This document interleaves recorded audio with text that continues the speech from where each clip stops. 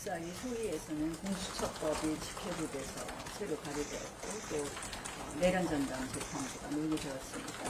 어제 소위에서 마무리는 안 지었지만 결국 민주당의 사법 파괴, 민주주의 파괴가 가속화되고 있다고 봅니다. 저는 지금 민주주의가 우리 대한민국의 헌법이 파괴되는 그 수순으로 매우 빠르게 가고 있다고 생각을 하고요. 그 대한민국 국회 법사위에서 이러한 일이 지금 일어나고 있기 때문에 오늘 긴급 간담회를 했습니다. 사실 오늘 제가 간담회를 하는 것은 법사위에서 지난번에도 저의 발언권은 박탈되었습니다. 퇴장 명령을 받았습니다. 우리 의원들 3명의 발언권이 박탈되었습니다. 결국 오늘 법사위가 열려도 법사위에서 우리 국회의원으로서의 무제한 토론권은 전혀 보장받지 못할 것이 너무 뻔하기 때문에 오늘 이런 간담회를 열었습니다. 사실 지난번 잘 아시다시피 추미애 위원장은 회의가 시작하자마자 통상의 정치 행위인 우리의 피켓 부착을 이유로 해서 우리 의원들 3명을 동시에 발언권을 박탈했습니다. 이것은 사실 국회 22대 국회 이전에는 전혀 없었던 일입니다. 정청래 위원장이 만드는 아주 나쁜 관례인데 이것이 어떻게 보면 추미애 위원장이 들어오면서 저는 사실 육선의 위원장이 좀 더 합의의 정치를 할 줄 알았는데 더 심하다라는 평가를 받고 있습니다. 정말 일방적 운영이고 이것은 아무리 봐도 이 법사위원장으로서의 권한을 남용해서 다른 의원의 직무인 발언하고 토론할 수 있는 것을 방해했기 때문에 이것은 직권남용죄에 명백히 해당한다고 봅니다. 이것은 위원장의 어떻게 보면 이 재량적인 회의장 운영에 관한 재량의 범위를 심대하게 일탈했다고밖에 볼 수 없습니다. 그래서 제가 알기로는 당 차원에서 추미애 위원장을 직권남용죄로 고발하는 것을 검토하고 있는 것을 알고 있습니다. 왜 우리가 이렇게까지 형사법적으로까지 대응을 하느냐.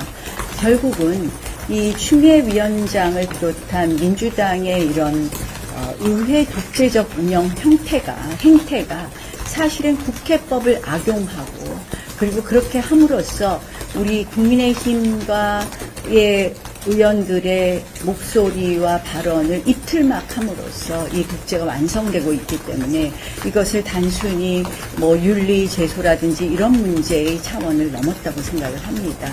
그래서 의회 독재를 가속화시키는 수단으로 쓰고 있는 이 발언을 제한하고 박탈하는 부분에 대해서는 저희가 강력한 제재를 하겠다는 말씀을 드립니다. 또 하나는 지난번에 그 질서유지권의 발동입니다. 아시다시피 질서유지권을 발동을 해서 그 경호과에서 15명이 사실상 출동을 했고 회의장 안에 저희가 봤을 때 동시에 13명이 들어와 있었습니다. 그 당시에 우리 당 의원들은 단지 4명이었습니다. 한 명의 의원당 2~3명이 에워싸고 우리가 어떤 폭력적인 행위를 하지 않았음에도 불구하고 통상의 항의 행위를 했는데 질서유지권을 발동해서 13명의 국회 경호원을 한마디로 난입시킨 사건입니다. 저는 이것은 질서유지권의 남용이라고 생각을 하고 그리고 이러한 부당하고 위법한 질서유지권에 그대로 따른 국회 사무처의 책임도 가볍지 않다고 생각을 합니다. 그래서 이런 것이 다 뭐냐? 결국 국민의힘은 민주당의 거수기 노릇이나 하라는 것을 강요하는 거나 다름없다고 생각을 합니다. 그들이 원하는 것은 국회에서 관제야당 하나 있으면 된다 이런 생각 아닌가 하는 생각입니다. 결국 우리가 그동안 국회에서 있었던 통상의 정치 행위를 모두 틀어막아서 우리의 의사표시가 제대로 국민들에게 현출되지 않게 하는 것 그것이 바로 저는 의회 독재이고 그리고 그 완성의 길로 간다. 우리가 침묵하고 가만히 있으면 결국은 이 의회 독재를 깔고 앉아서 대한민국 헌법 파괴는 가속화된다고 생각을 합니다. 그래서 저는 굉장히 심각한 지금 단계에 이르렀다. 그러나 우리가 이것이 점점 무뎌지는 것이 지금 현실이고 그것을 알리기 위해서 저희는 외치고 있다, 저항하고 있다라는 말씀을 드립니다. 저는 그런 측면에서 지금 언론에서 추나 대전하면서 운운하면서 마치 정치적인 무슨 어떤 이유로 이런 어떤 충돌을 한다는 것에 대해서 심히 불쾌하고 이런 폄훼에 대해서 굉장히 모욕감을 느낀다는 말씀을 드립니다. 제가 법사위 간사직, 사실은 우리 당의 장수로서 법사위에서 싸워달라는 그 요청을 받았을 때 저하지 않고 이것을 수락한 이유는 딱 한 가지입니다. 법사위가 대한민국 헌법 파괴의 전장터가 최전선에 있는 전장터가 되고 있기 때문에 제가 최전선에서 이것을 장수로서 싸워야 되겠다는 사명감을 갖고 이 자리에 왔습니다. 왜? 지금 대한민국이 망해가고 있습니다. 대법원장을 불러서 청문회에 세우겠다. 내란 전담재판부를 만들어서 판사를 바꿔치겠다. 정부조직법을 오늘 법사위에서 통과시켜서 한마디로 아무런 디테일도 없는데 헌법에 명시적으로 있는 검찰청을 해체하겠다. 이 모든 헌법 파괴 행위의 그 최전선의 싸움터는 바로 법사위이기 때문에 제가 이것을 수락했습니다. 그래서 나라가 지금 망하고 있는데 무슨 개인적인 어떤 정치적 이해를 붙이는 것에 대해서는 굉장한 유감을 표시하고 추미애 위원장은 그런 이유로 뭐 막말도 하고 하는지 모르겠지만 이렇게 폄훼하는 것에 대해서는 심한 모욕감을 갖는다는 말씀을 드립니다. 오늘 우리는 그 대법원장에 관한 이 조희대 대법원장 대선 개입 의혹 청문회에 대해서 지난번에 통과된 청문회에 대해서 어제 말씀드린 것처럼 이거는 조희대 대법원장 탄핵 빌드업이다. 그리고 두 번째로는 이재명 대통령 재판 뒤집기다라고 봅니다. 정청래 대표 이런 말을 했어요. 대통령도 갈아치운데 대법원장이 뭐라고.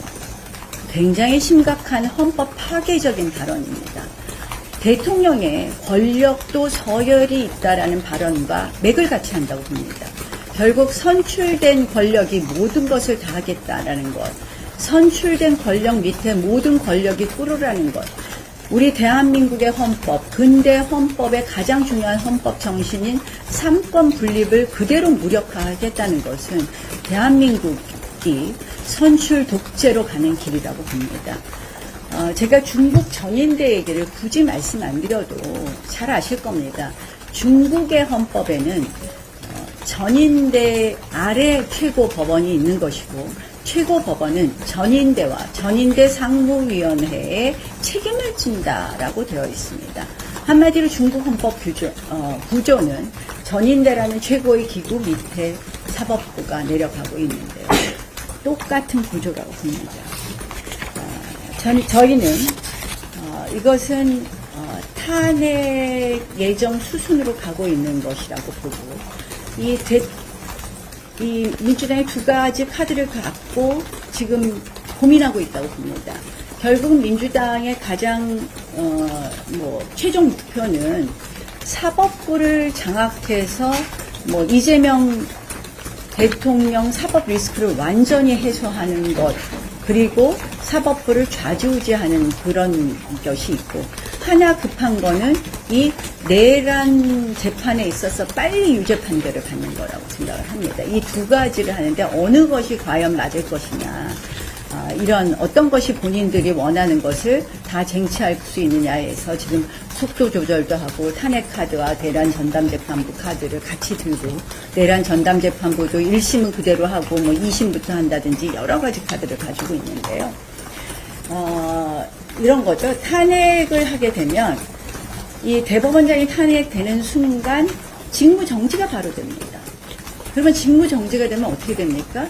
이 순위는 사실은 노태학 선관위원장입니다. 그러면 선관위원장을 대법원장 직무대행을 시키려면 새로운 또 선관위원장이 있기 때문에 저는 그 다음 순위인 이은구 대법관을 대법원장 대행으로 하려고 하는 것 아닌가 이런 생각도 듭니다. 어쨌든 두 대법관 모두 민주당으로서는 민주당 호대에 맞는다고 생각을 할 것이고 결국 그런 의미에서 사법장악, 결국 내란 전담 재판부가 위헌 소지가 있다고 우리가 지적하는 외부에서 판사들을 찍는 것이 판사들을 선택하는 것이 사실상 위헌적 소지가 있다는 것을 법원 내부의 이 대법원장을 갈아치움으로써 대법원장 대행이 마음대로 할 수 있는 그런 구조를 만들지 않을까 이렇게 생각을 합니다. 그래서 저는 아주 고약한 지금 사법 파괴가 시작되었다고 보고요. 저희는 일단 조희대 대법원장을 이 대선 개입 청문회에는 명백한 사법 파괴로 보고 지금 국민들이 궁금한 것은 조작된 증거에 의한 사인 회동 운운하면서 하는 음모론에 따른 이재명 판결 뒤집기, 이재명 대통령 판결 뒤집기에 관한 진실을 알고 싶다고 생각을 합니다. 국민들이 궁금하신 것은. 그래서 저희는 그와 관련된 청문회 실시 계획서를 채택할 것을 요구하려고 합니다. 한마디로 이 지금 조희대 대법원장 대선 개입 의혹을 그동안 주장한 근거가 열린공감TV의 녹취록이라든지 이런 거였는데 본인들이 그 청문회 한다고 그러면서 그 증거는 채택도 안 했습니다.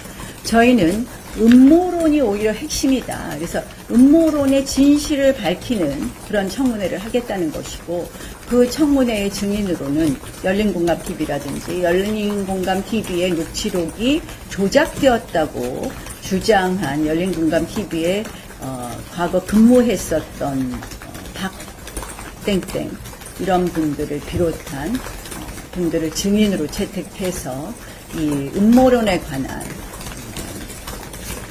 저희는 청문회를 해달라고 요청할 생각입니다. 민주당이 당당하다면 이 청문회를 받지 않을 이유가 없습니다. 그래서 이 청문회를 받아줄 것을 요청한다는 말씀을 드립니다. 아시다시피 어제는 공수처법 그리고 내란 전담 재판부가 논의되었고 오늘은 정부조직법이 아마 국사에서 통과될 것입니다. 정부조직법에 여러 가지 문제가 있지만 첫 번째로 아까 말씀드린 검찰청을 아무런 디테일 없이 무조건 폐지하고 사실상 검찰청을 공소청화하는 것은 이 헌법에 분명히 반하는 것이다. 검찰은 헌법에서 검찰총장을 명시한 것을 비롯해서 사실은 헌법에서 검찰청을 예정하고 있기 때문에 이것은 명백히 헌법상 기구를 사실상 없애는 것이기 때문에 위헌이라고 생각을 합니다. 두 번째 기후환경에너지부입니다. 기후에너지환경부.